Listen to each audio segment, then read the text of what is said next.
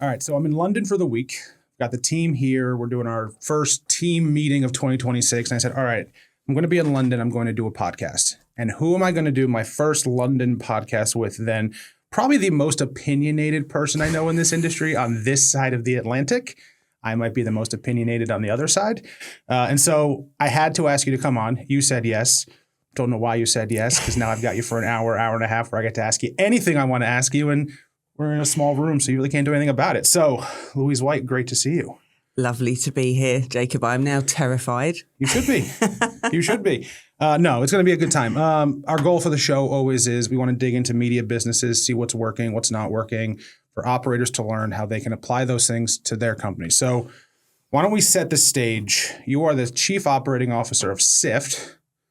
Most of our audience is based in the U.S. So what is Sift? Okay, so Sift it focuses primarily on the accounting market, so finance people, bookkeepers and accountants. It has been running for about 30 years now. We're about to come up to our 30-year anniversary. And it has been many things over the years. And today it is primarily an events business, which is doubling down really hard on community ownership, engagement and proprietary data, and building that into kind of 365 days a year marketing services. So we do two things and we do them really well. We do events and we do marketing services, but it's all around data and engagement and proprietary insights into the community that we serve. The most important question I'm going to ask you today is, what is the name of your dog? Because I don't know if everyone here can tell, but we do have a dog running around the floor or pacing around. So what is the name of your dog? My dog's name is Purdy. And what is the significance of Purdy? The significance is, now people in the US may not know this, but she's quite famous. There's an author called Jilly Cooper who wrote an awful lot of very famous they're called bonkbuster books around the upper classes of UK society. And I always had a vision that I would call my children and my animals after Jilly Cooper characters. My daughter luckily got away with it. But there is a character called Purdy, which means the lost one. And so that's her full name when she's being naughty, because she's a rescue. So she was technically a lost one because she was dumped when she was a puppy.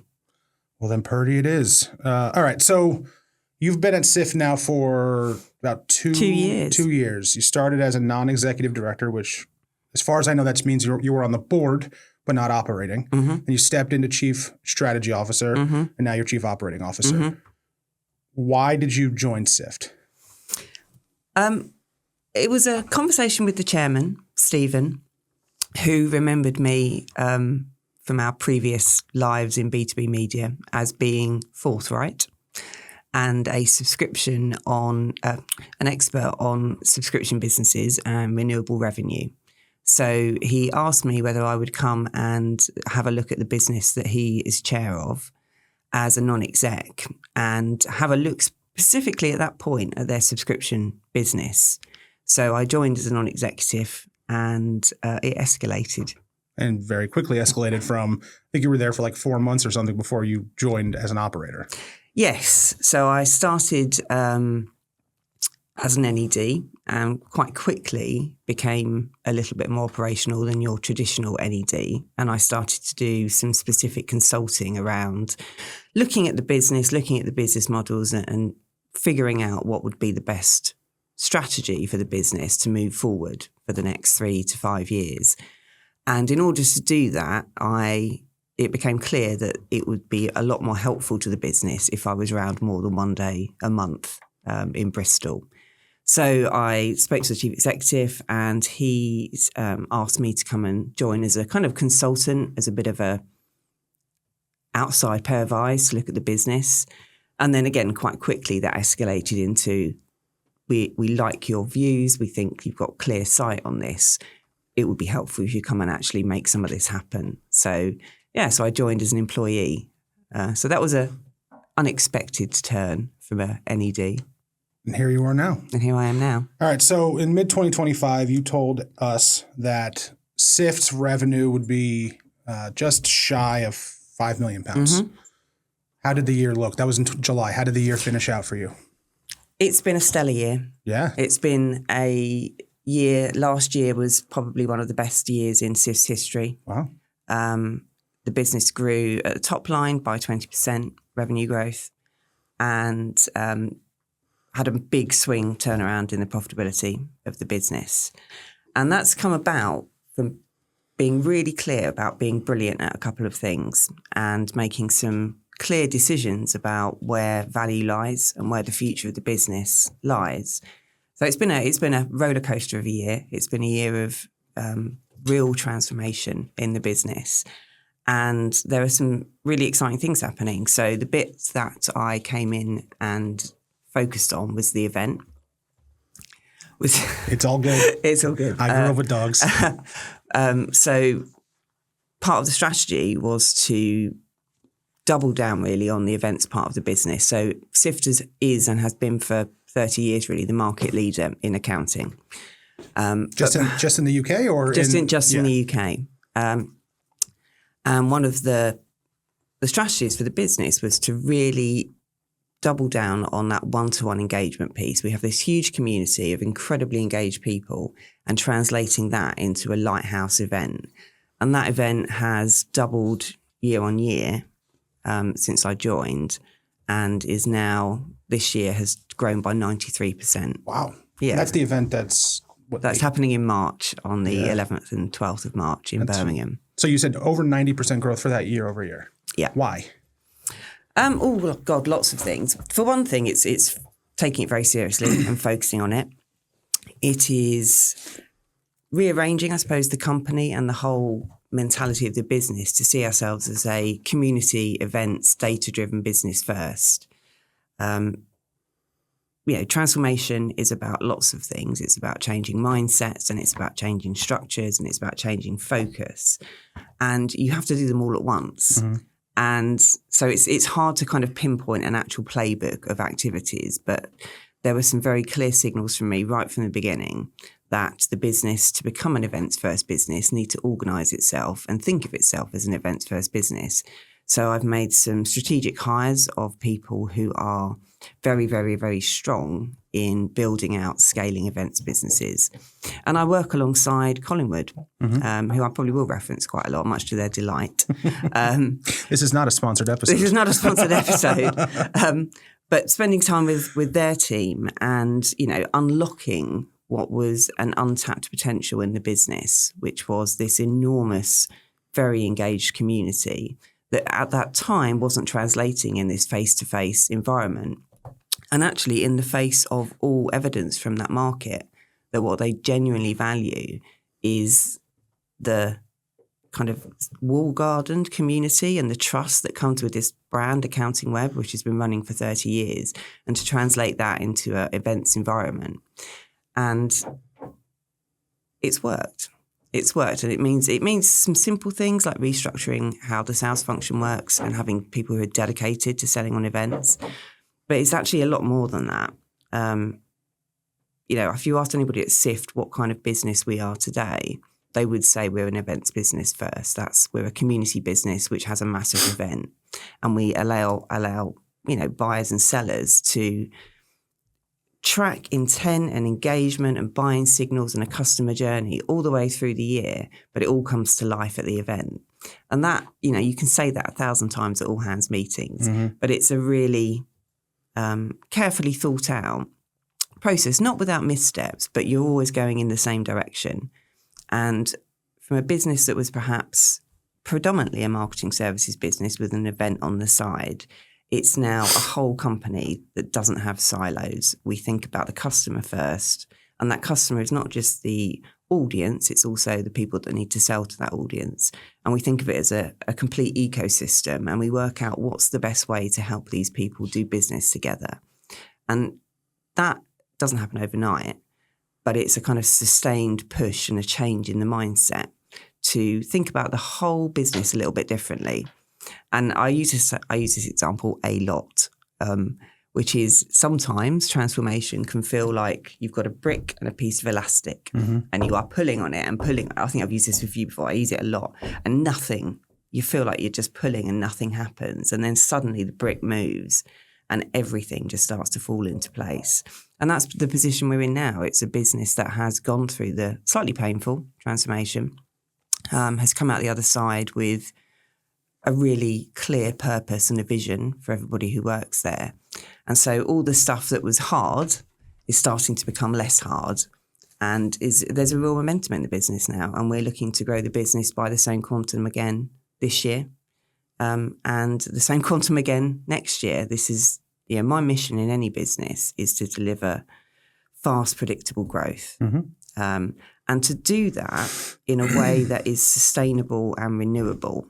So I know one of the questions you've asked me and Bron asked me was about subscriptions. And I come from a subscriptions background. I love subscriptions. It's the best business model in the world.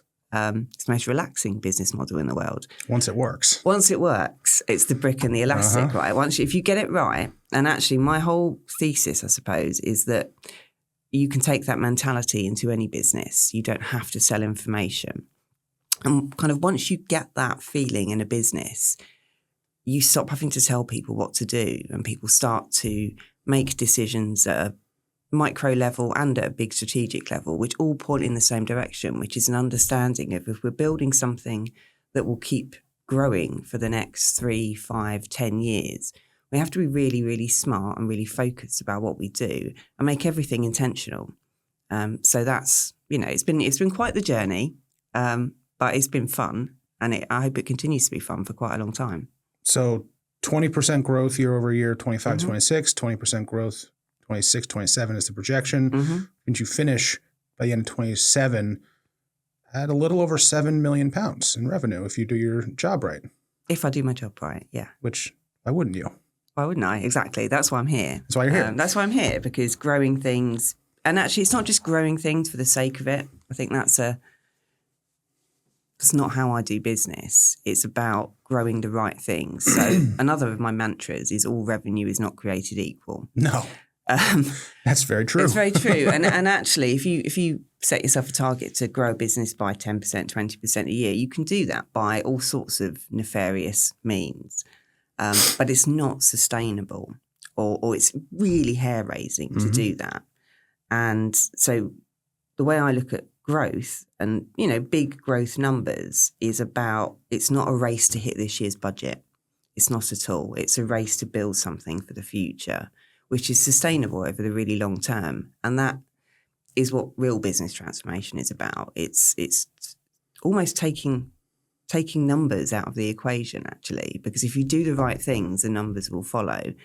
And as a person who's worked in some big businesses, a startup, I've hired some people who worked in very, very commercial, very, very fast growing businesses who say this is nothing like that, because there is a plan and there is intention behind what we do. And we will leave money on the table if that money is simply tactical, trying to fill a gap.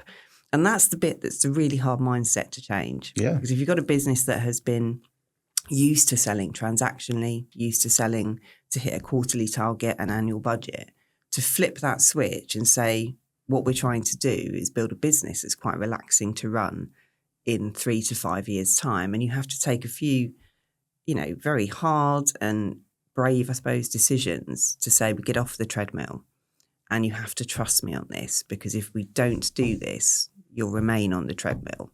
And that was the elastic and the brick bit where I just knew, you're doing the right things. I have really good advisors, and it just takes longer than it can be comfortable with sometimes. And you have to hold your nerve and believe in what you're doing is the right thing for the customers for the long term. And there are moments when you have dark nights of the soul, but you typically around payroll. But that's I suppose what I was brought in to do was to have a vision, have a strategy, and be relentless, brave, I suppose, and ruthless in pursuit of that. So when things start to fall into place, it feels like it was a natural evolution rather than one big moment where we reset the whole business. I would have preferred it if I could have done that, but that isn't the job. Reality. That's not the job, right? Yeah, I mean, I've turned down money at AMO, sponsorship money, and I've said this to the marketer. I said, I'm not going to make you look bad to your boss when you run this campaign and it doesn't work because your expectations are not aligned with what we're going to deliver / the audience you're looking for. It's just not the audience we've got. So it's not always great to turn that down, but they've come back when they've reoriented their expectations, and everyone's more successful because of that. So I think but I think it's easier to do that when you're not operating on a tight timeline, i.e. 3 to 5 year cycles in the private equity world, or, you have an expected exit coming up where, incremental dollars makes a meaningful difference on valuation. So I think it can be hard to operate that way under those pressures. Yeah, I've worked under all of those pressures before. I've worked for private equity. I've worked in businesses that were always exiting, always acquiring, deep in M&A and scaling fast for the next investment event. So you kind of build in I suppose I have an internal speedometer, which always has that kind of pressure, I suppose, that timeline in mind, because I've just always spent my life working to clear deadlines. And I do think it helps in a business to have a set of kind of milestones that you are attempting to get to. Even though you are always trying to build for 5 years, you bring the rigor of what you would get under private equity, which is this needs to happen within a very clear defined timeline, because otherwise transformation can be as long as a piece of string. So it's a case of building the value, but bringing a rigor of time-bound change, which helps and may be quite uncomfortable sometimes to work under. Uncomfortable is a word that's been used about me. But what it does is it focuses the mind. So private equity, for example, is I've always found them quite interesting, quite fun to work for, because it cuts out the noise. It just says you need to deliver this type of value, this type of number, and it stops the side quests, the shiny new things, this looks interesting, should we all have a play in this corner, to is it actually achieving what we're trying to achieve, and is it doing it quickly? So I think there's a kind of balance in those two things. And I was going to give you an example actually of leaving money on the table with a sponsor or with an advertiser.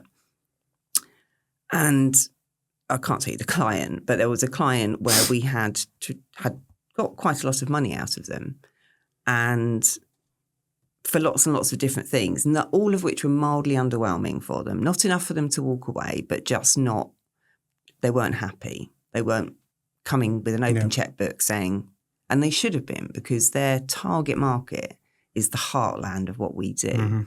So, you've got to have these conversations with people, which is, let's take what we used to sell you off the table and really understand what is it you are trying to do, and what is your strategy, and what is your, not just your go-to-market strategy, but what are your deepest problems? How are you structured internally? How does it work between sales and marketing? If you do this thing, does it fall over because those two teams don't talk to each other? And what can we, as owners of a community and proprietary data and various points in the year where you can physically meet these people, do to help those processes work better? And that is a really different conversation. And it doesn't turn into a walk out of that meeting with a check. But what it turns into is something that you can build into a relationship, which you become, and this is my subscriptions head. I was thinking about this on the train on the way here. Of all the time and effort I've spent in my life working out how to help people in their workflow. And when we talk about workflow, we always talk about audience people. Yeah. There's a whole industry, and I was part of it for a long time, obsessing about that and building product that helped people, that was proprietary, that really was defensible, that helped people do their jobs better. And then on the other side of it, the people who fund a lot of this, we just give them stuff that we have decided we want to sell them. So we give them sponsorship, we give them exhibition stands, we give them run-of-site advertising, we give them white papers, we give them product. Now, we'd never do that to our audience, or some people do, but you would not have a long career in subscriptions if that's what you did.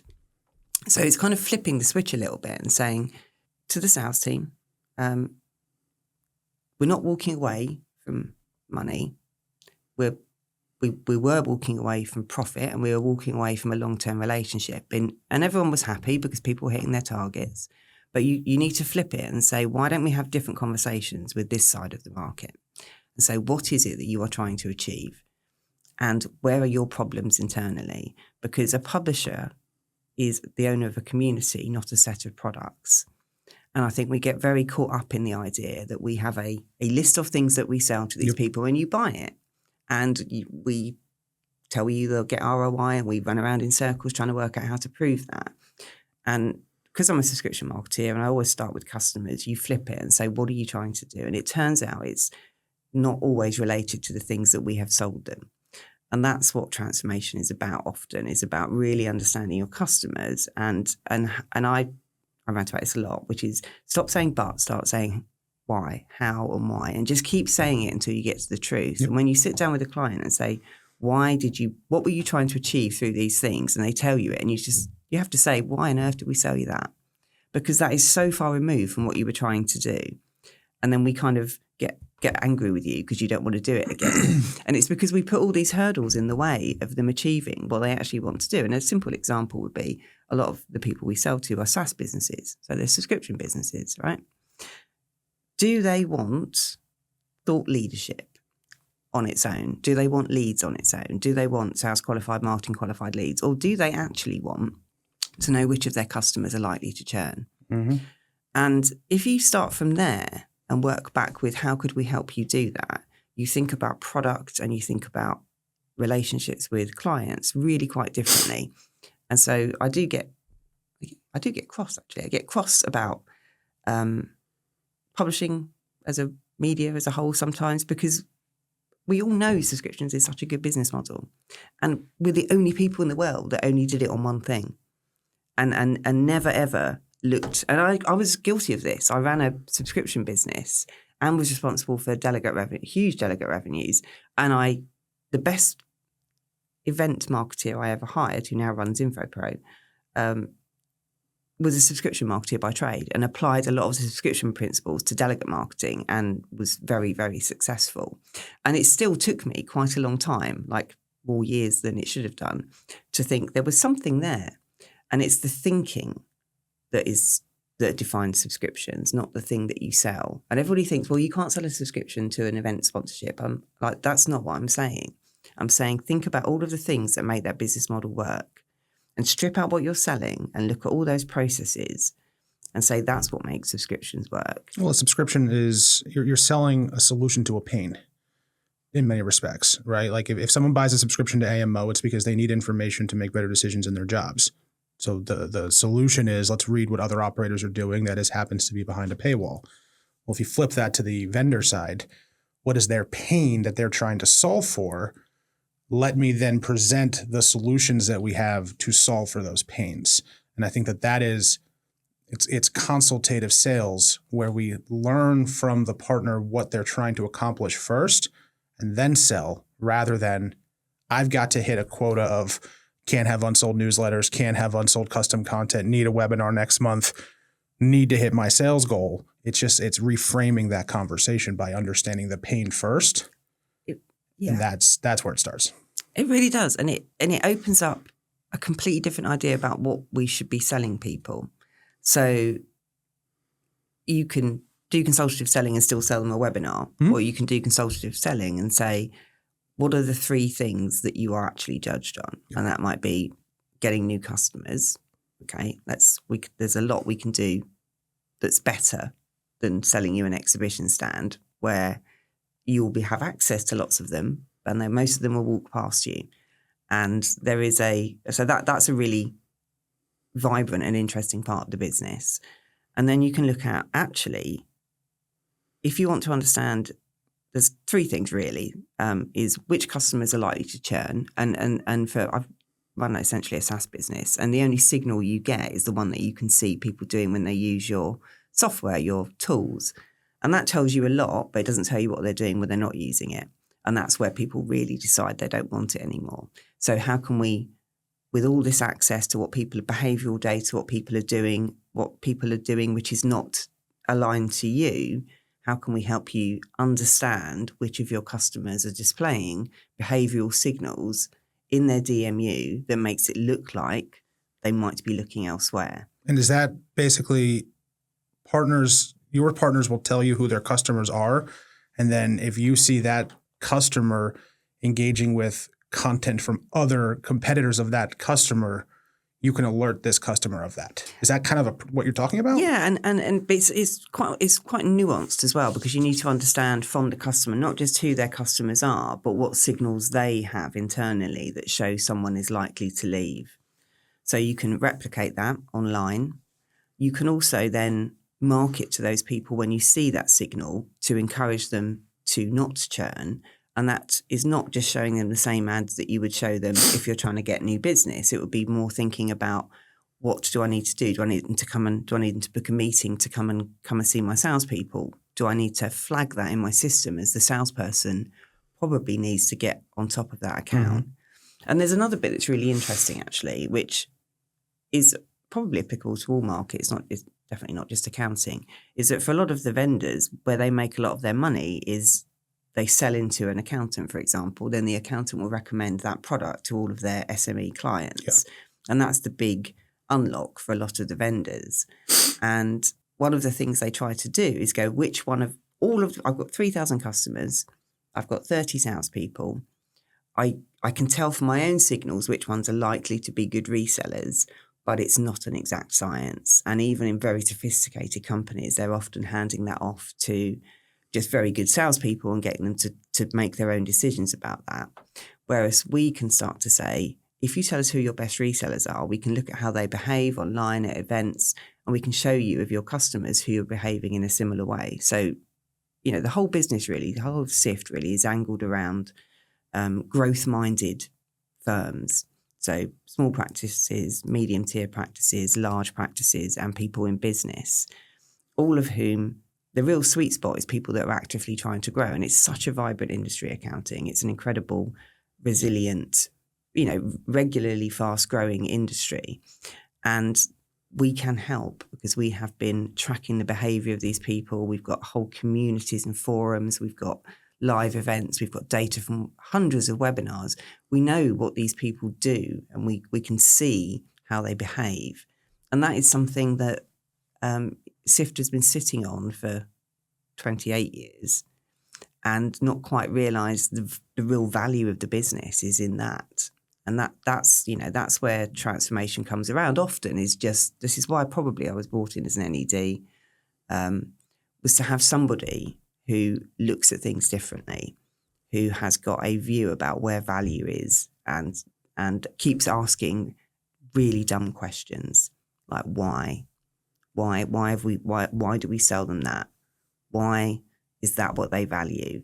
Is it because that's what we sold them, or is it because that's what they need? And just keep asking and asking and asking. And often it's an uncomfortable process for people to have their whole worldview slightly challenged. But what comes out of it is I suppose a series of revelations about what is a publishing business, what are we, where do we fit into all of this, and how do we create something that isn't disrupted by AI, that isn't replicable. And I think information, as we all can see, is becoming something. Even the information that was never commoditized is becoming commoditized. Mm-hmm. Like, we got you comfortable to news being commoditized. Then we were like, well, insight is fine, and then it turns out insight maybe not fine, and then we keep going.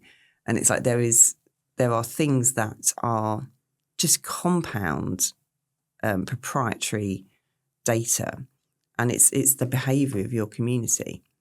And I don't mean just intent signals. I just mean something a bit more sophisticated than that. And that is it's a very different way of looking at what you could call a traditional legacy publishing business. It's just a different lens of saying you don't really understand what you're sitting on. And it is incredibly exciting given that you are market leader. And there is an enormous opportunity now to change this into something that really is market leader everywhere. So that's my job, basically. What has been the hardest part from a team perspective, getting them to go from this transactional sales effort where someone probably crushes at selling, trade show booths versus someone probably crushes at selling digital. And now you're basically telling those two people who have their favorite products, I need you to stop thinking that way. I need you to think, what is the client's objective? How do we help the client? What has been the hardest part about that transition? It could have been incredibly difficult. And it's one of those transitions where you need to change the guard. It's quite hard to go from that to that. As a team, it's easier to convince individuals, but to just change that mentality. So I brought in somebody to be group commercial director who I headhunted and who I knew from a previous life, who is a very sophisticated salesperson and understands business strategy. So started from what is the business strategy and how do I organise a sales function around that? And it has been transformative. And not everybody, it's not the same. It's not entirely the same sales team. It's not entirely a different sales team as well. But the mentality has shifted, and it means that you reorganise that around specific things. So the strategy is to really focus on our tier one clients, the really big people who have spent with us consistently over years, plus a whole bunch of people who haven't really spent any money with us. And just saying that's the North Star. I sound more corporate than I am, but that is the bit that unlocks this business in year one, is really looking at all of those people and saying, well, if they spend X amount of money, what is the potential? And it turns out it was a lot more than what they were spending with us. So you reorganise that around a really, again, strategic is a word I use a lot, but really intentional key account function where you genuinely understand each of those clients in quite a methodical, playbooky type of way, where you look at each client and you don't just say, well, they spent that much, therefore they could spend this much. Then you start to understand why, what did they spend on? Do they like us? Do they trust us? We have a whole kind of dashboard of a health check of a client. And when you spend time doing that, whilst keeping the lights on and the wheels burning, but you deliberately carve out time to say, keep the lights on, but enough so that we have headspace and time to just rethink how we approach it. And that's hard because you've got to keep the lights on. So you're asking people to run on 2 tracks. So a lot of what I've been doing at Sift certainly a year ago was to say, we have to run on 2 tracks. You have to keep bringing in the money. We've got to pay the bills. We've got to keep the lights on, but you also need to completely change your mindset. And that is quite hard. It is helped enormously by having a very focused senior leadership team who don't see themselves as heads of bits. They see themselves as part of a team whose job it is to transform the whole piece. So at no point did I ever really laser point at sales and go, right, we're going to change sales, because it would be mad, because that bit would work, but it would be a silo.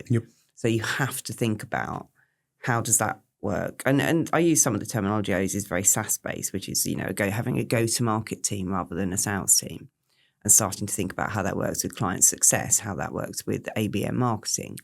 Just flipping it slightly and saying, most businesses, and certainly the Sift that I inherited, had everybody in a department and they were all very good and they all worked really, really hard, and they couldn't have told you what the person who had the biggest impact on their job really did all day.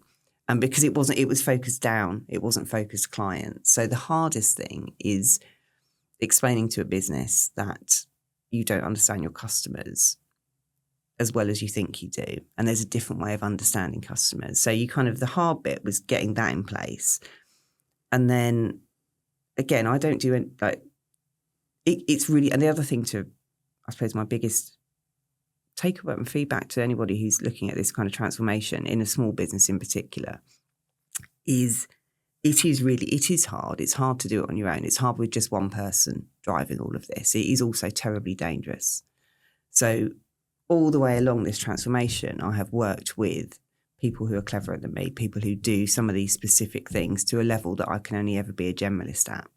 So I'll keep my name check all the people I work with, but Flume Training, who are not a sales training organisation, they're a sales transformation organisation. We got them in very early and we worked out a 3-year programme with them. So I'm not buying sales training to turn someone to be transactional, to be a key account director. It was more I want to work with somebody for 3 years with a really forensically, they understand the strategy, they're in scale up, I'm in scale up. I've known the people who run it for a while.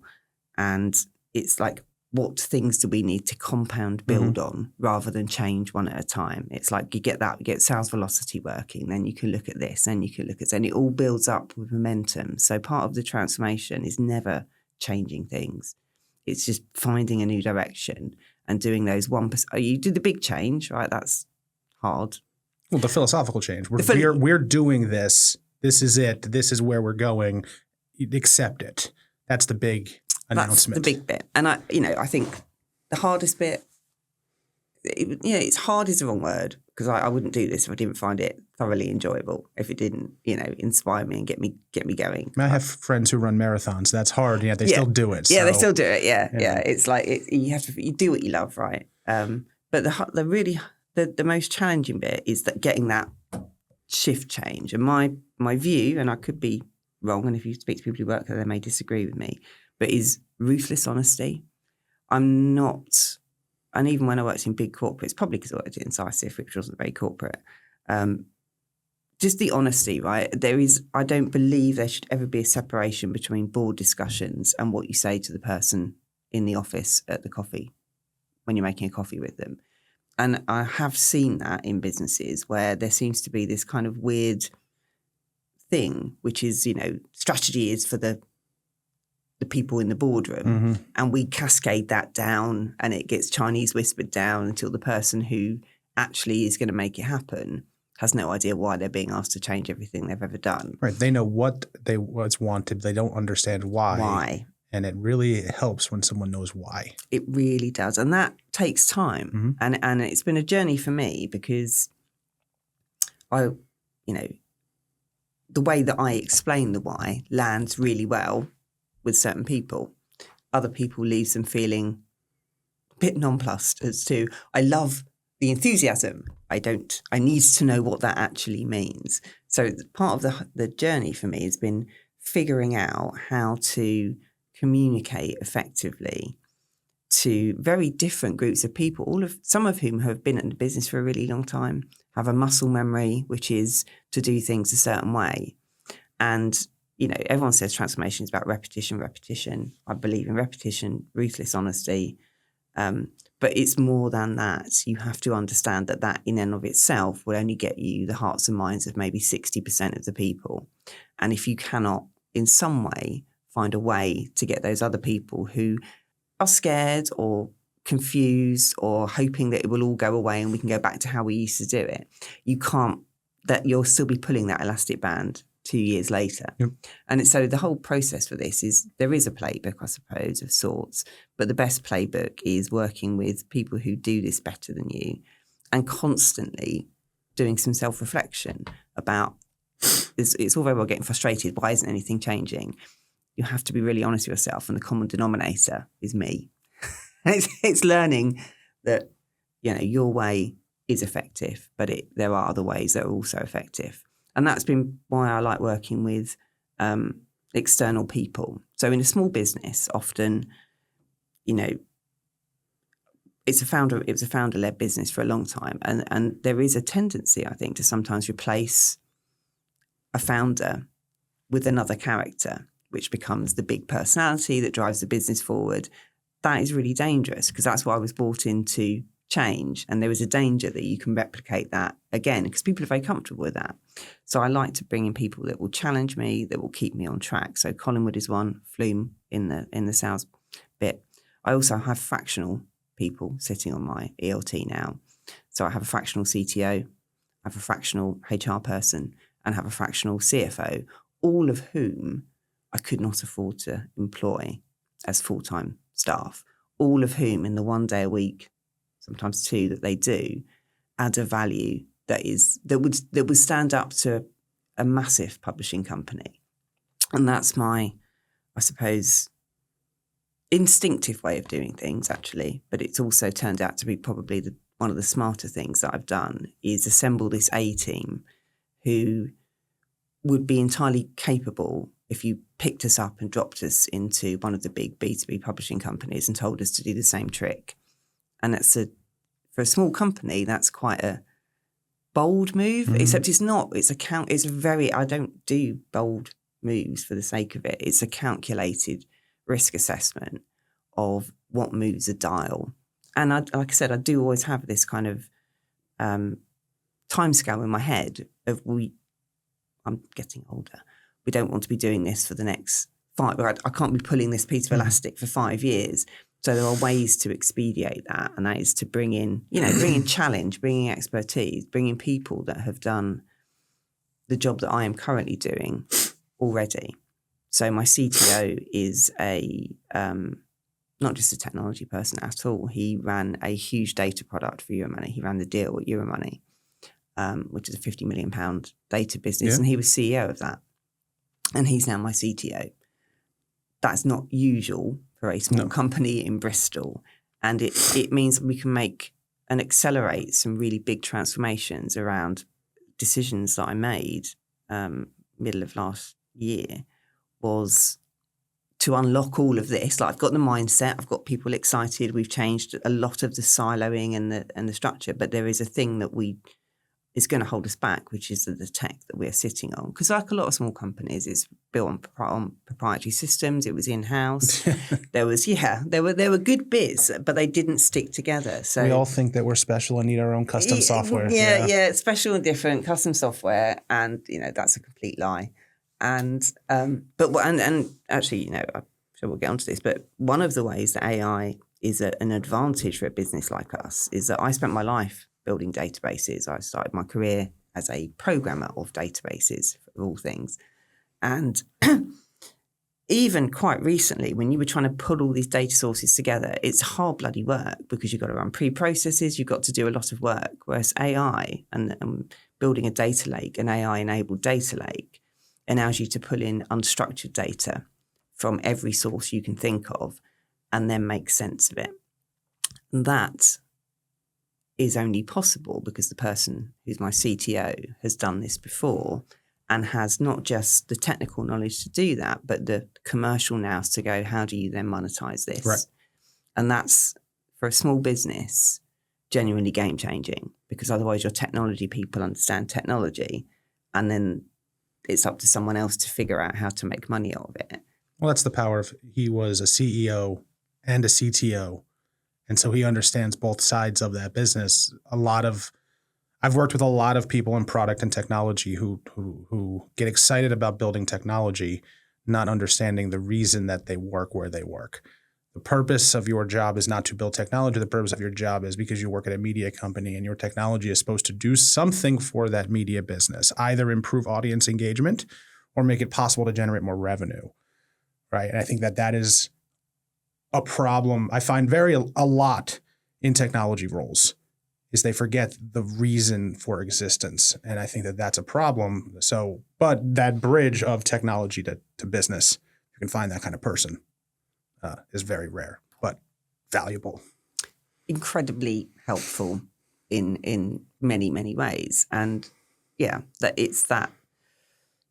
technology is an enabler. Mm-hmm. It's not an end in of itself. Correct. And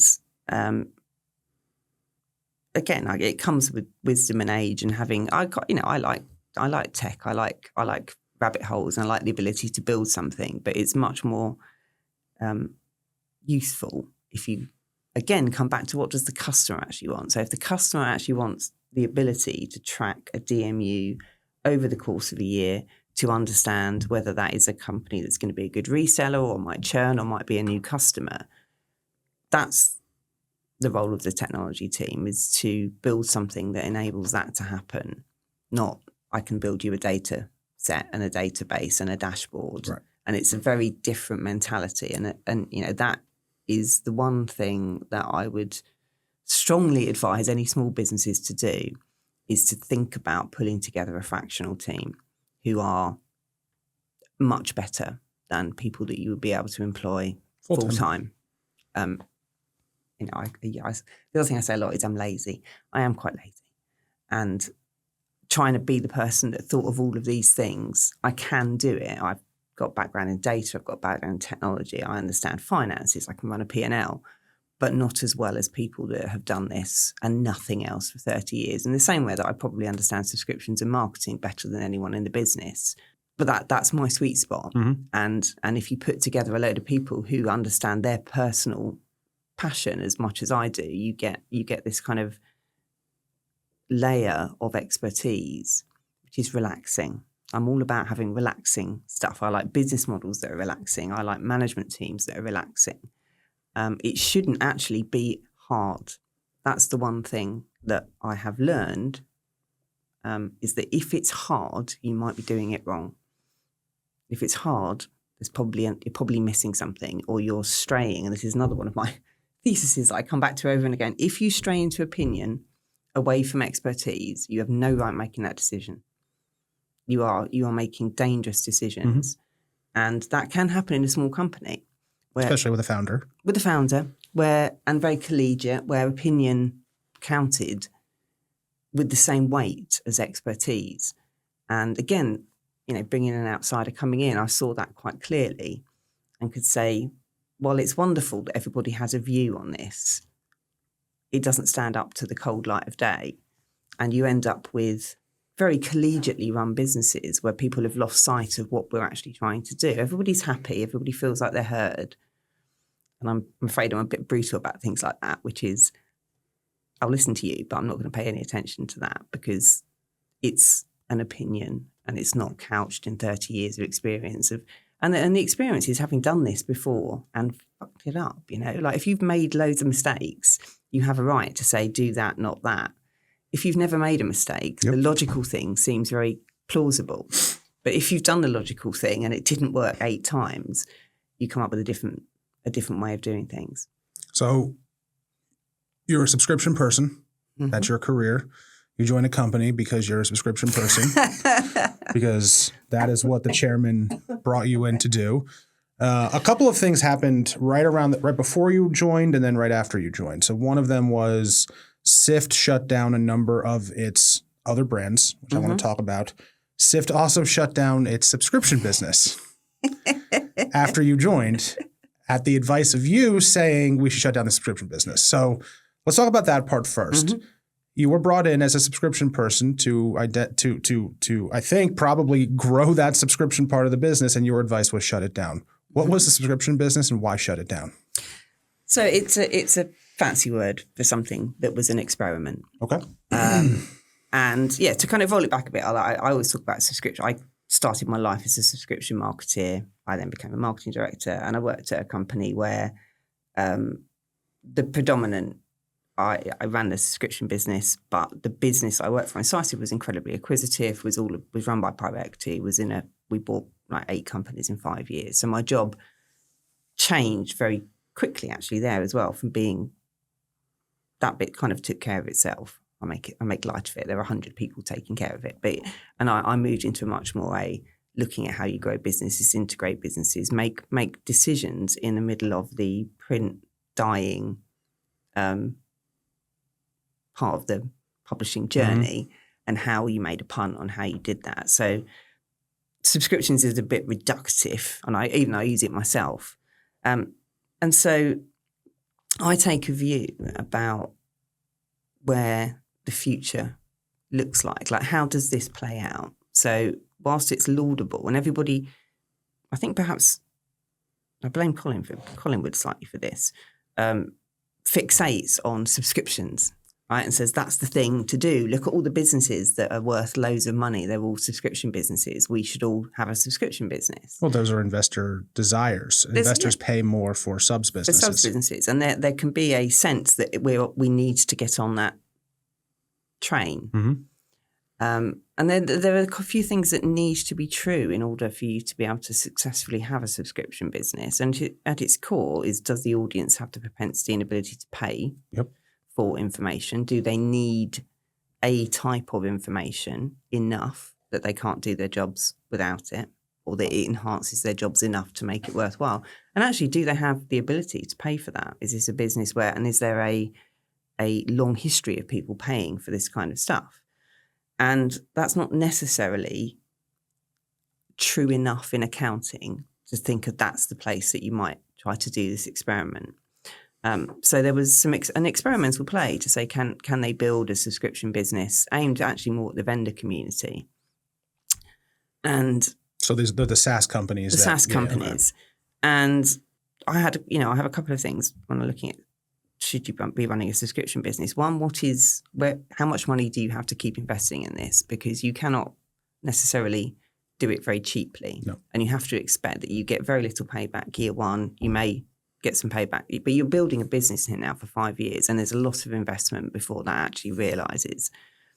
And so that means that subscriptions in and of themselves are not a sensible decision for all publishing companies. And this was the case. The other thing that was true was that building subscription businesses requires a level of expertise, whether that be technological, whether that be sales, whether that be marketing. And that, again, is expensive and is a big sunk cost up front. And in some instances, that is a bit of a fool's errand. You could spend so one of the reasons that I came in actually, and that's why I stopped being an NED, the focus on subscriptions quite early on, was that my experience is about understanding when to stop, when to not continue to do something, and when to say that is not going to fit with any long-term strategic play this business needs to make. It is a distraction. It could be quite an expensive distraction, and it's not guaranteed to work. So I don't kill subscription businesses for a hobby. It was more saying that is not the place to focus this business on. There is a massive untapped value in this business, which is events. And that is the place where you have the best ability to build something genuinely for the long term without having to do something you've never done before, which requires an awful lot of expertise, which is hard to come by in a 40-strong company in Bristol. Bringing in an NED who has done it before is not the answer. Right. There's a big piece here, and looking at the business as a whole, understanding the market, understanding the customers, was to say there are other areas which are much more sensible to make that kind of commitment to. And it's not that we haven't made, I've made a huge commitment in terms of the tech piece to build out this events-led, community-led, data-driven, data-as-a-service business. What I didn't do was spend that on building a subscription system. Well, you put the money into a part of the business that already had some momentum. I mean, if I recall correctly, when you did that story with Braun back in July, at the time, about 30% of your revenue was events. Yeah. 50% was marketing services. Now you've flipped that. You've made it now where events are actually a bigger part of the business. They're not yet a bigger part of the business. Getting close. They're on that trajectory, Yeah. and by the end, the show's running in March. Mm-hmm. By the next iteration of that show, it will be half the business. That's incredible. If not a little bit more. So it makes more sense to put money into that thing because it already was generating 7 figures in revenue versus an experiment where maybe if you do get that to 7 figures of revenue, the outcome from a possible trade in the future makes sense, or it could fail, versus you have a thing that's working that's under monetized or under optimized. Better to put the money into that. Yeah, 100%. If one thing I've learned from many, many years of this is the best decisions is not the ones that look sexy on paper, not the transformation pieces that everybody wants to talk about. It's the stopping doing things. Those are the bits that don't get the airtime. What did you stop doing this month, Louise? No one wants to hear that. But that is actually where transformation fails sometimes, is continuing with a bit of a sunk cost fallacy and an emotional cost fallacy into something that is somebody's baby, that is somebody's, life's work, their passion project, and saying, we're not doing that. And again, that's why sometimes having someone who is a fresh pair of eyes enables those that, when you talk about transformation and change and hardness, it would have been very hard for people internally to make that call because of the decision-making process and because of all of those sunk cost emotions into building something and it not working. And it takes someone like me to come in and say, write it off.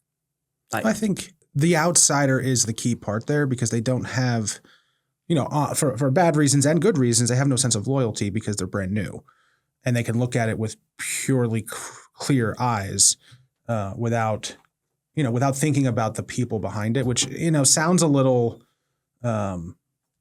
brutal, but when making these decisions, you have to look at it from that lens. You do. And I think I don't discount people out of these equations because one of the other things I'm quite passionate about is, and I did this quite a bit at Incisive, was shutting products. And one of the reasons at the time that I was doing it, because there were some smart people that worked on things that were never going to work. And it's, my sense of fairness is that if you have very smart people spending often the golden best years of their career on something that is for naught, it's not a great decision, is it? If you care at all about people. And so although there's a pain in saying you no longer work on that, you have to work on this, it is on every level better for the people as well, because you give them some meaning. And I can't. There was a product at Incisive, which it was the first product I ever marketed, actually. So I did kind of loved it. But when I got into a position where I could make decisions about the future of that product, I shut it for lots of reasons. But one of which it was fairly small. There were 7 people working on it, a couple of whom were some of the most talented people I'd ever met. And I couldn't stand by and watch them spend 3-5 years of their absolute peak of their careers where they were motivated and driven on something that was destined to be forever unprofitable, when they could have easily put that energy somewhere else. So we shut it and moved them into more interesting jobs where they could actually, all that joy and effort actually had a reward that meant something.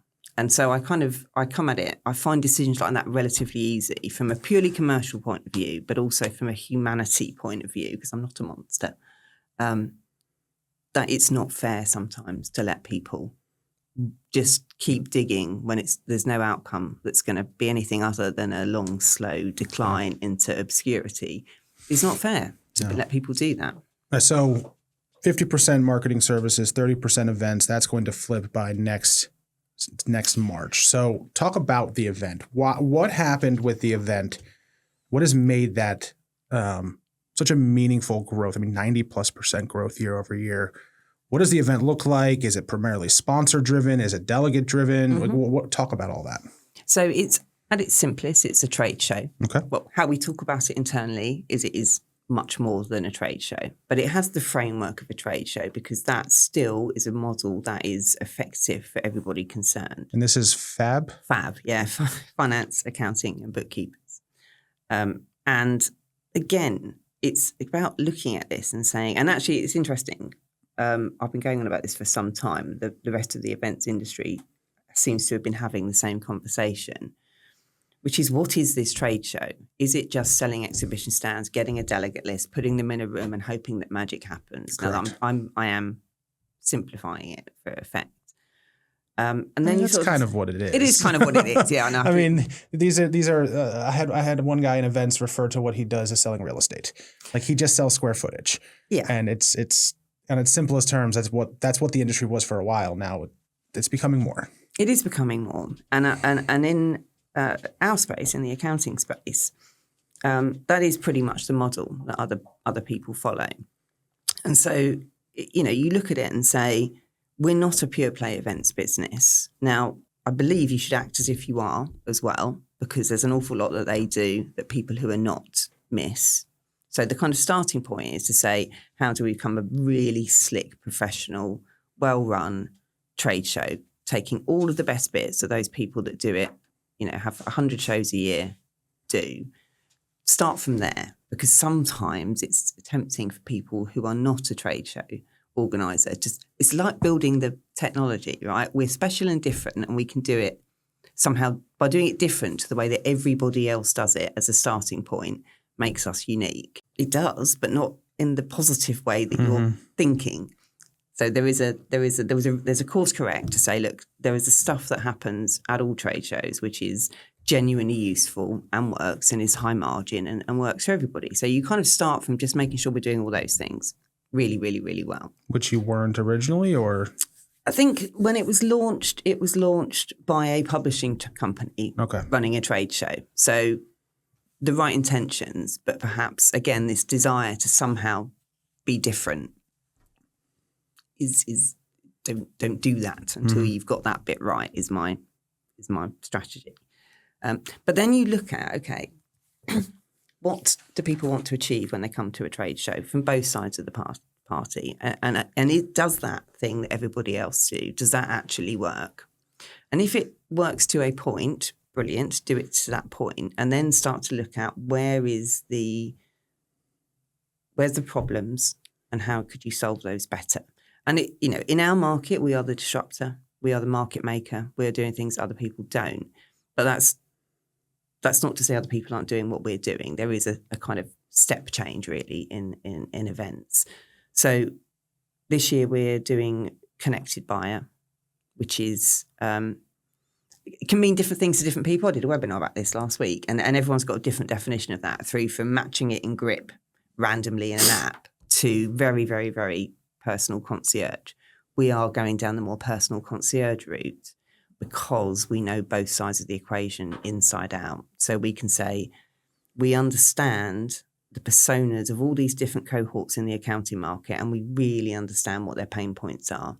And then we can work with very small defined numbers of vendors to say, we understand your products inside out and what solutions you have, and we can match you with people who actually have the problems and who are actually on a customer journey where they're moving into decision ready. You're not going to get a deal on the show floor, it's unlikely, but they are decision ready because we can track their behavior and we have the reputation that we can have long, detailed conversations with these people. Well, that's the marketing services side of things, because you can touch that same user multiple times during the year before the event. Exactly. So rather than saying, here's a delegate list, we've asked them some questions, and if you're lucky, they answered them honestly and not because they were in a rush.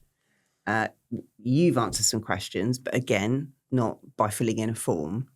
We really understand your product suite, and we really understand the people that are coming to this event, and we can give you 5 to 7 meetings, not on your stand, but in a VIP area where it's all lovely, calm environment, where you have the time and space to really talk to these people who may have found you, they may have walked past your exhibition stand and got the free socks.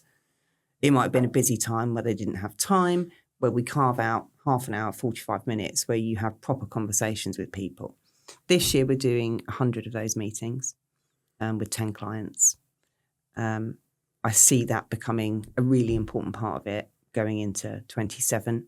Are you charging per meeting? Like, is it No. Is it packages? Is it just part of how much they spend? It is. So there's a lot of debate about this, right? Yeah. And because everyone's trying to do it, and I have worked really closely with Colin on this. Again, because what seems instinctive is often wrong because other people have tried it and it hasn't worked. So for us, charging per meeting is not what we're doing because there's lots of reasons why you wouldn't do that. It is part of the strategy with our major clients, our tier 1 clients, to work with them first because we now really understand what they're trying to achieve and saying this is the best way for you to achieve that. This is the culmination of a year's worth of interaction with these people, marketing, where you actually meet them. Mm-hmm. So it's part of a package which is all around the event. I like the Informer CEO's description of this, which was actually, he was talking about something else, but the mentality is the same as he said, we're not an exhibition organizer, we're a data pipe. And if you want access to the data pipe, you have to book a stand. Right. And it's that mentality, which is, we're not saying you have to book a stand and you get this, although that is also true, but it is a package of an experience at an event which is outcome driven rather than just a big stand, which has something more meat to it, which you can then follow these people up and people like them after the show. And that then, for the tier 1 clients, they will have a spend which is very event specific, but is also wrapped up in big annualized deals. And my subscription brain was very keen on this because increasingly, certainly for those top clients, we're working towards, because we're now delivering outcomes, not lots of tactical little things that hit a quarterly target for somebody, they're much, much more comfortable with the idea that we start to have annualized contracts with them, mm-hmm. which are renewable and which have a dedicated key account team, dedicated client success, which actually turn into something that renews. As we know, individual subscriptions can only ever renew at 100%. But when you get into these corporate deals, these corporate licensing deals, essentially, you're looking at 120% retention, which is what we're looking at the moment on our tier one clients, which is where a lot of the growth has come from. So the event is part of it, right? We lead with the event because that's where you have the meetings with people who have a decision ready. That's the kind of word that we keep using, is decision ready. It's not some person who happens to be slightly interested in some of the stuff that you do. It's they're actively thinking about switching, or they're thinking about investing in something new, and they are senior enough where they have decision-making responsibility. So there's that part of it. And you know, my view is that part of the event is going to get more and more interesting. There is a big appetite for that amongst the clients. We are very clear that we're going to do it properly. So again, it's not about, we could sell this to 40 clients, but we would not be able to deliver it well. Right. So for year one, it's all about understanding how to deliver that meaningfully so that people will buy it again next year. Because there's no point getting into this race to the bottom where we're selling meetings for 500 quid and they do it once, they never come back. So it's a really intentional strategy to then think about how can we do that, double it, maybe treble it next year. But we will be confident that people who buy that rebook. And they'll rebook on the day, or in fact, in some instances, some of our clients are pre-booking for next year's show, because it's very different from going, you can have the same exhibition stand. It's your whole experience leading up to this means that you have confidence that when we do it the second time, it will be even better, and we might be able to deliver you more meetings or the same quality of meetings. So it's a real quality play on an exhibition show. Sounds like a subscription. It sounds like a subscription, doesn't it? I mean, where would I get this from? And the other thing that's really interesting, and I'm a great believer in creative copying, plagiarism, stealing, I'm blatant about it, is that one thing that exhibitions and conferences actually struggle with is what we call elite audiences. So it's those absolutely people anyone would kill to be in a room with, people who just don't come. They very rarely come to conferences unless they're speaking. And then you've got to persuade them to hang around after their 45-minute slot where they just bugger off and run their company. They really don't come to exhibitions. Even if they are speaking, they tend to be the kind of person that come in, speak, and then go again. And that's an eternal problem. And I know someone who's fixed it. His name's John Bascott, and he sold his conference business to One LOD to InfoPro last year. And the thing that he kind of unlocked with this thing called leaders networks, and other people, again, wasn't the first person to do it, but he's the first person that I've seen that's done it well and done it on a renewable basis. And it's a subscription, but it's not a subscription, a monetary subscription. It's a charter subscription where and again, we have the ability to do this because 30 years of trust, reputation in market is to take the most influential people, the people that move a market, the people that actually very rarely meet each other, and to have them having a series, maybe 3-4 a year maximum, of get-togethers. And it's not a round table, it's not a webinar, it is Chatham House rules, and they run the agenda. And it is sponsored, but only by someone who really understands that their job is to listen. Right? It's a listening sponsorship. And you have one of those meetings at the trade show, so which means that everybody is there. But it's the real beauty of it is that becomes a thing in of itself. And the charter subscription, and he said no one's ever reneged on this, is one of the things he made everybody sign was a commitment to say that as part of this group, I commit to coming to 3 out of the 4 meetings every year, one of which will always be at the show. And, you know, it's one of those things that I'm a punter of a leaders network. I suppose I'm part of lots of leaders networks through Renewed, through Collingwood, through various other female leaders networks I'm part of. And the value I get from that is beyond anything else I'll ever get, is talking to people behind closed doors who do the same job as me and being totally honest about this was actually really fucking hard, you know, those kind of things. And he's made it really work. And so guess who I employed? There is a theme here. I actually knew John from a previous company many years ago. I hadn't talked to him for about 15 years. He's very smart and he'd figured it out. And he went through maybe 3 years of getting it really wrong. So he's been really brilliant at coming in and just doing a day and ongoing advice here and there to say, this is what seemed logical when I started doing it. It didn't work.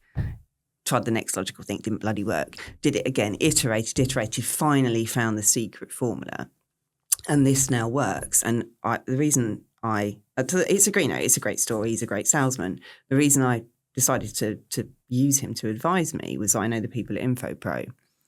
And because I worked there when it was Incisive, and they all got quite used to people buying stuff that was less than excellent and then having to sort it out when it appeared. And the kind of the jungle jumps where this is the best thing we've ever bought. And this bit of it, once we stopped trying to bespoke it to what we thought and just copied basically what those guys had told us to do from the beginning, it has unlocked something in our events business, which we have been trying, I know because I was there, trying to do for 20 years and failing. Which is get these top people. You're not charging them for these. Nope. They just, by their involvement in these quarterly meetings, one of which is at your show, you then get to turn around and say, we've got these top people at our annual show. Yeah. And that's the real money. It's not so much, is it money? It's one of those things, it's value. It's a very valuable group of people to have in your camp and on your side. It's not so much a monetary value. So what's a monetary value? Because you can turn around to the sponsor and say these people will be there. Yes, exactly. There's a halo effect of them being around. But it's more that you start to really, when you talk about owning a community and owning an ecosystem, you have to look at the whole thing and say there are people that traditionally do not participate in this ecosystem. So you'll have people who come to a conference, you'll have all of these things, you'll have people that read and people that comment.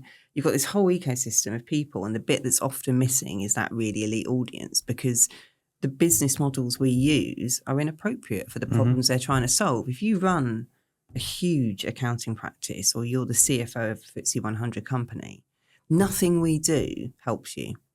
So getting frustrated that we cannot persuade you to come to these things that are not designed for you is mad. So and I think it helps if, you and I run companies, you understand the power of people that do the same job for you. And media is brilliant, right? Because everybody is incredibly non-competitive, right? We all often run niches. So there is a definite natural kind of getting together of people because we're not competing. It can be harder in markets where there is competition. So you're actually solving a genuine need of these people who don't have this natural network that we're so used to as people who work in media, and that there's a massive benefit for those people, and they would not come to a trade show. And it's a bit disingenuous to invite them to speak and then claim that they're going to be there. This is that they are actually going to be there, and they're in their own private area, but they will also be speaking, and they will also be having introductions perhaps to some of the really big clients. So it's where you move perhaps, it will never going to muddy the waters between connected buyer and leaders networks at all. But if it so happens that you are having a connected buyer event with the COO of the business and the chairman or the CEO happens to be there having a thing, there may be some natural times where each person says, oh, hi, I'm just chatting to this person. And so what John was very good at was saying when that happens, magic starts to happen, which you cannot codify and put in a sales document, but you are genuinely part of the community. And that means everybody in it, not just the masses. It's right at the top as well. And that is very smart what he did. And I am a great believer in stealing shamelessly the ideas of very smart people, if it's going to work in our market, and the underlying economics are the same. So I think it will. I know it will. It's the entire idea of AMO, is I get all of you to share all your ideas and everyone gets to steal them. So you've got the event, you've got marketing services. It's now this 365-day sort of experience where, you understand what the audience is engaging with, you understand their intent, you understand their propensity to churn or to look for new software. That then allows you at the event to really kind of tie these one-to-one meetings. You start getting this subscription behavior where, a partner says to you, this is working. We want the same thing again, but you know what? We actually want a little bit more. We want a little bit more. We want a little bit more. And you can now get more predictable. You told me 20% this year, 20% next year. And you probably feel pretty confident about that because you know it's working. Yeah. One of the things we haven't talked about, and you posted on LinkedIn about this very recently, is the concept of pricing being one of the business's strongest levers. Yes. Talk a little bit about that. Yeah, so I'm a student of Neil Thackeray, and if anyone who knows him knows that he never shuts up about this. At its simplest, his whole thing was do Harvard Business School in 3 minutes. Right, there's only 3 things you can do when you run a business. Right, you can cut costs, sell more, put prices up, and if you're trying to increase the profitability of a business, you do it in the wrong order. Everybody does it in the wrong order, and as a subscription person who spent my life doing very detailed analysis and spent more time looking at spreadsheets than anything else, that appeals to me because what I used to do when I was working out how to run a 45 product subscription business, a lot of pattern recognition, a lot of data analysis, and you have those 3 levers basically that you can pull. And if you've ever run a subscription model, I used to run lots of them, on an annualized basis with deferred income, you come very quickly to the conclusion that, so in a business, often everybody cuts costs, right? Neil's always like, people just get a few journalists, take them out, never see them again. That's stupid. You destroy your product. Sell more is the bit that everybody is focused on, right? If you ask people to grow their business, everyone's head goes to, we need to do more, sell more, new product development, sell more, get more money out of clients, do more because it feels good, right? It's very active participation in a problem. If you run a subscription business and you've only got a few levers you can pull, which is your retention rate, your new business rate, and your price, right? My subscription models were way more sophisticated than this, but even I used to run sophisticated ones and then ones that looked like that. And the tolerance between the two was 2%. Those were pretty. This one was a bit boring, but it was effective. If you're doing it on a 12-month basis and you pull the retention lever, that's why you don't do it on a 12. But if you did, it's depressing because you can improve your retention rate by 3% and it makes bugger all difference to your annualized revenue. So you go, okay, we'll sell more subscriptions. Doesn't bloody work. You could sell 100% more subscriptions. It only drops down to 10% of your revenue. You're looking at deferred income, but it's to illustrate the point, which is you're left with the price lever and you've got to grow the subscription business by 10%, 15%. And if you have a proper model, simple model, and you do the price by 10%, bang, I've hit my budget.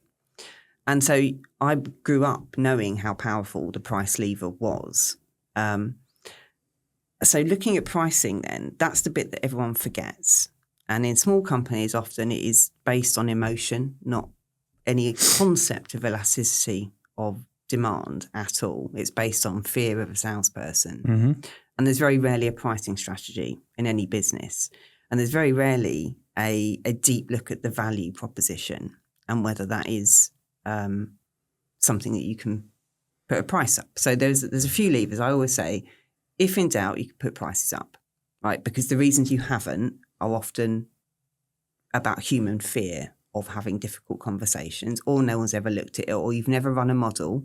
And I've done it with Sift and I've shown them that if we put prices up by 5%, 10%, 15% year on year, what does that do to your EBITDA? It's a good spreadsheet. No one ever argues with me again. But there's a more important. So that's a trick, right? And that's a basic business trick which very few people do properly. But there's another philosophical side to this, which is where I come at it, which is yes, you can pull the pricing lever, often more than you think you can. And actually, there's a bit of work you can do to look at price elasticity of demand in your market, and it's often stronger in your favour than you think it is. But there's a philosophical point of view to my pricing strategy, which is you need to build a business where you can do that. And the way that you do that is build something that is of value to your customers, which is intrinsically important to their workflow and how they do their jobs. And if you do that, price is something you should aspire to be able to do. And that's when I talk about transformation and mindset, I can stand up in front of the whole company, show them the spreadsheet and go, put price up by 10%. You can all go home. It's fine. I've got this, which I do as well. But there's another conversation which happens, which is how do you keep being able to do that forever? And how do you, is there a point in which it stops working? There is a point. The one piece of advice I would give people is if you have any kind of annualized contractual things, because not everybody does, bake in inflation and then plus base rate inflation plus an automatic price rise, and you will train your market to expect you to put prices up every year, right, is a very laudable and sensible thing to do, which means you can do it forever. If you are not stupid and don't destroy your brand, your product, your reputation, you can train a market to expect price rises. In most markets, we have been trained to expect price rises. Publishing is terribly coy. I think you wrote an article about this. Is terribly coy about asking for money and hate asking for money. Hate asking for money. Hate putting a value on the thing that we put our lives work into. Yep. So it's changing the perception of the inherent value we already have, and then making sure that when we create products or we create new experiences or we create things, that they are things that are worth lots of money to somebody. And one of the exercises that actually did with Collingwood, which is quite interesting, was looking at the tier one. This is like lots and lots of transformation is about 101% light bulb moments.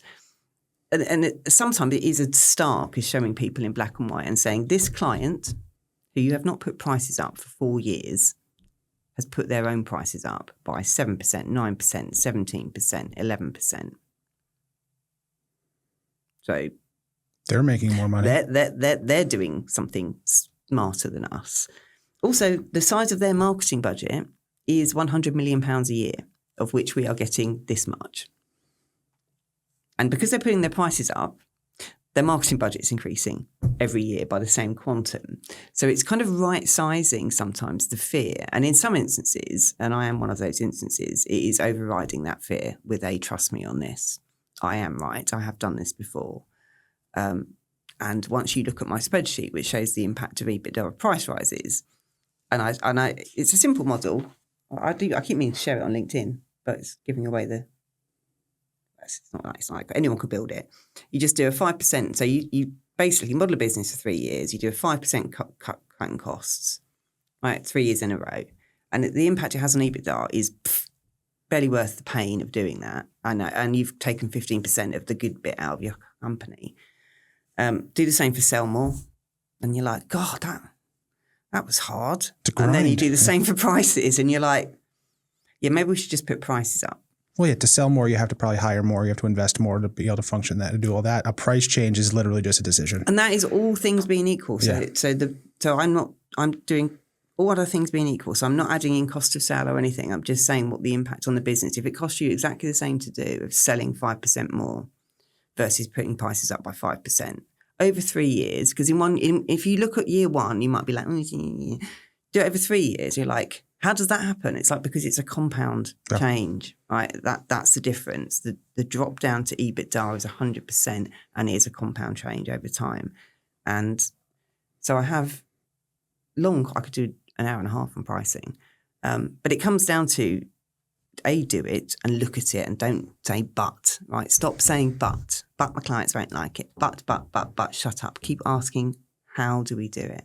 And then you get into the philosophical thing is how do we build a business which is so intrinsically valuable that people value what we do so much that when we put prices up, it feels like a natural thing to do. We don't feel uncomfortable about it. We know that there is value. So you price to value as well, which no one does. So it's a complex subject, but the message normally is people don't look at it enough. The more you look at it, the more excited you get about the potential of doing it. And the more you shift your mentality to how do I build a business where price rises, no one bats an eyelid. And I'm lazy.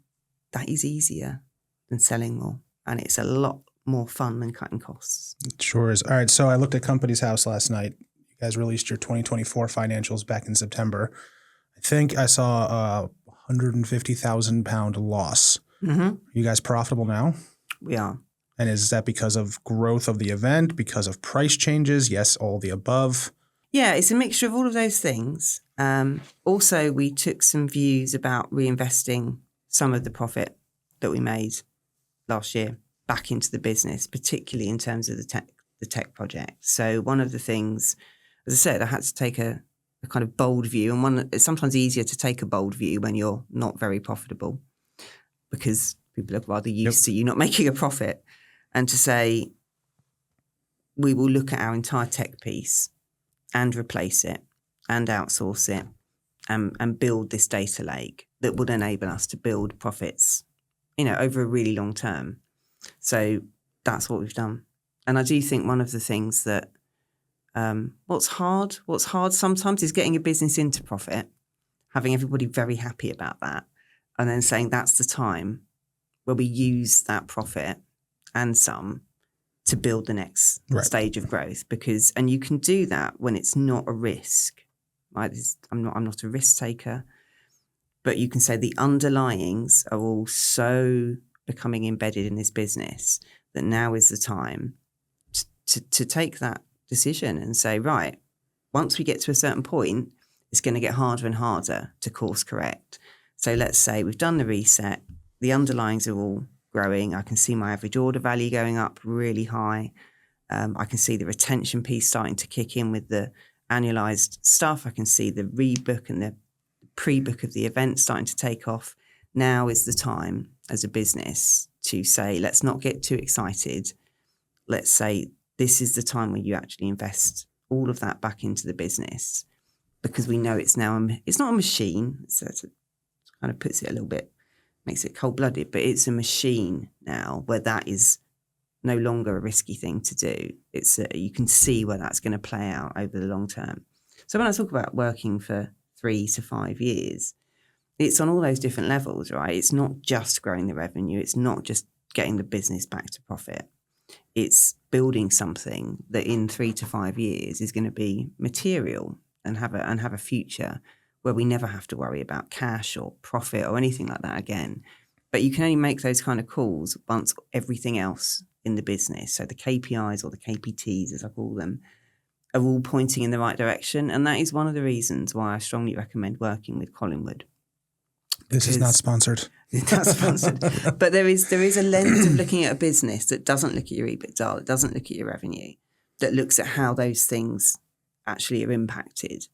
And once you see those metrics consistently, fast, predictable growth in those underlyings, that gives you the green light to say, this is the right time to take a hit. This is the right time, because all of those things take on a life of their own.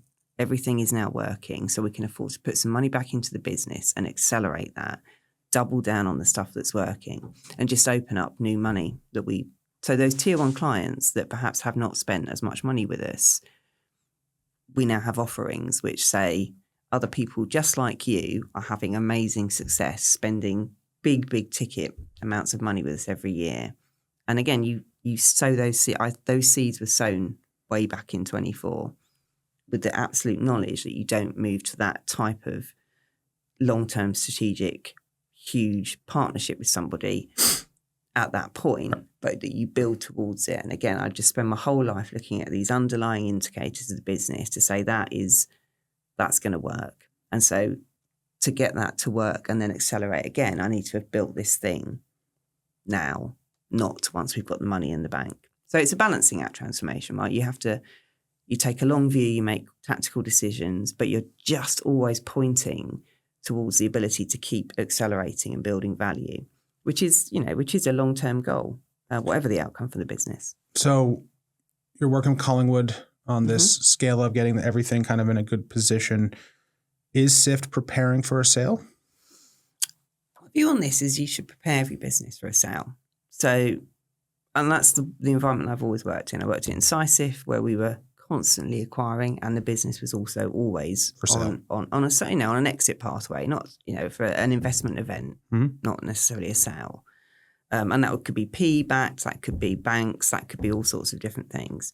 And it brings a rigor into a business, and it brings deadlines, and that is very, very healthy. Then I worked for agribusiness, which was I was employee number 4, looking at a newspaper that had photos of cows' bums in it. If we just tried to build a really good newspaper, it wouldn't have done what it did. So it always had a plan, which was an investment event or an exit or a thing that was going to happen that was a material step change in the business. And when you run a business to value, which is how I'm running Sift, you care about stuff that isn't just EBITDA and revenue. You care about value. So I came into Sift. I don't know how to do it any other way. And it's not necessarily about exit per se. It is about running to value. And if you run your business to value, you build better businesses and you make decisions that are about the future, not about the problem that's in front of me today. And you have the balls, I suppose, to make punts on where you should invest and where you should take a hit on your profits in a year where you're already looking a bit wriggly, to say we're building value in the business. So does that end in exit for Sift? Does that end in an acquisition? It might do, yeah. All right. So throughout the show, you've had a lot of advice for operators. So I'm not going to ask you that question, but I do want to ask you one final quick question. In your life, personally, professionally, what is something you are absolutely obsessed with right now?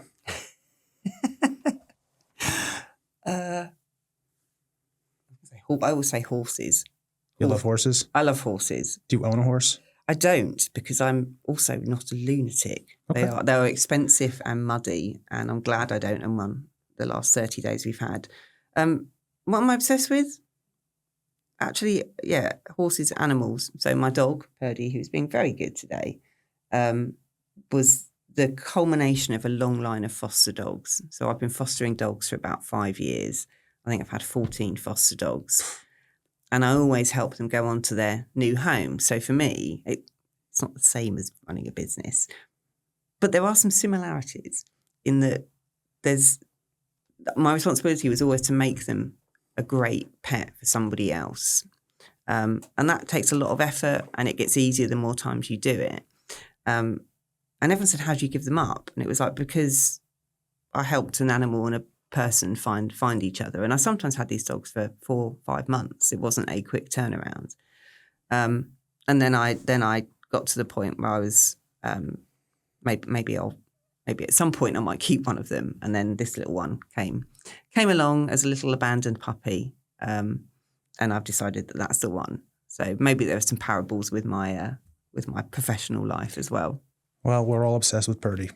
Louise, thank you so much. Appreciate you doing the show with me. Thank you, Jacob. It's a pleasure.